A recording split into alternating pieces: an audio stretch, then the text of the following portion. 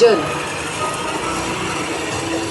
जलपंचतत्वानुसार नदी संवर्धन करणे, जैवविविधता जतन करणे, जलस्रोताचे संरक्षण व संवर्धन करणे अपेक्षित आहे। नदी किनारे पाणवठे स्वच्छ ठेवावेत, पाण्याचा अपव्यय टाळावा।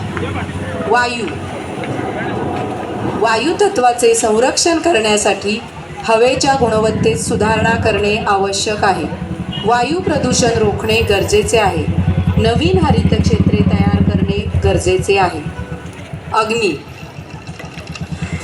अग्नी तत्वाशी संबंधित ऊर्जेचा परिणामकारक वापर व ऊर्जा बचत तसेच ऊर्जेचा अपव्यय टाळणे गरजेचे आहे।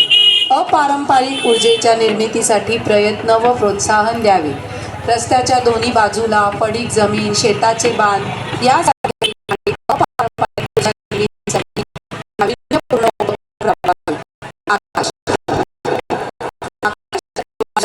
स्थळ व प्रकाश या स्वरूपात मानवी स्वभावातील बदलासाठी प्रयत्न केले पाहिजे।